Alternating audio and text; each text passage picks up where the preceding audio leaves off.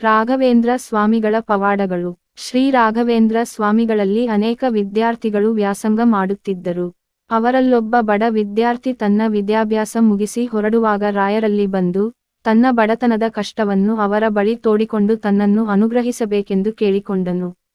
ಸ್ನಾನದ ಸಮಯದಲ್ಲಿದ್ದ ರಾಯರು ತಮ್ಮ ಬಳಿ ಕೊಡಲು ಏನೂ ಇಲ್ಲವೆಂದರು.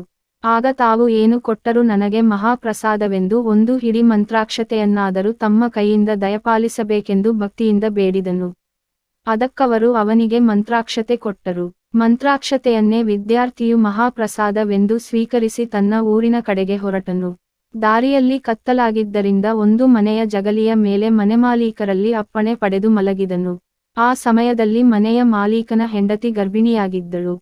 ಮಧ್ಯರಾತ್ರಿಯಲ್ಲಿ ಒಂದು ಪಿಶಾಚಿಯು ಆ ಮನೆಯೊಳಗೆ ಹೋಗಿ, ಹುಟ್ಟಲಿರುವ ಮಗುವನ್ನು ಕೊಲ್ಲಬೇಕೆಂದು ಅಲ್ಲಿಗೆ ಬಂದಿತು. ಆದರೆ ಜಗಲಿಯಲ್ಲಿ ಮಲಗಿದ ಭಕ್ತನ ಬಳಿಯಿರುವ ಮಂತ್ರಾಕ್ಷತೆ ದಾಟಲು ಪ್ರಯತ್ನಿಸಿದಾಗ ಮಂತ್ರಾಕ್ಷತೆ ಬೆಂಕಿಯಂತೆ ಕಂಡು ಬಂದಿತು. ಇದರಿಂದ ಗಾಬರಿಗೊಂಡ ಪಿಶಾಚಿಯು ಭಕ್ತನನ್ನು ನೋಡಿ ಮಂತ್ರಾಕ್ಷತೆ ದೂರ ಎಸೆಯಲು ಹೇಳಿತು. ಪಿಶಾಚಿಯನ್ನು ನೋಡಿ ಹೆದರಿದ ಭಕ್ತನು ಮಂತ್ರಾಕ್ಷತೆಯನ್ನು ಅದರ ಮೇಲೆ ಎಸೆದನು. ಮಂತ್ರಾಕ್ಷತೆಯ ಪ್ರಭಾವದಿಂದ ಪಿಶಾಚಿಯು ಚೀರುತ್ತಾ ಅಲ್ಲೇ ಸುಟ್ಟು ಬೂದಿಯಾಯಿತು. ಅದರ ಚೀತ್ಕಾರವನ್ನು ಕೇಳಿದ ಮನೆ ಮಂದಿಯೆಲ್ಲ ಹೊರಗೆ ಬಂದು ಅವಕ್ಕಾದರು. ಅಷ್ಟರಲ್ಲೇ ಮನೆಯೊಡತಿಗೆ ಮಗುವಾದ ಸಂತಸದ ಸುದ್ದಿ ತಿಳಿಯಿತು. ರಾಯರು ಕೊಟ್ಟ ಮಂತ್ರಾಕ್ಷತೆಯ ಶಕ್ತಿಯಿಂದ ದುಷ್ಟ ಶಕ್ತಿಯ ನಾಶವಾಯಿತು.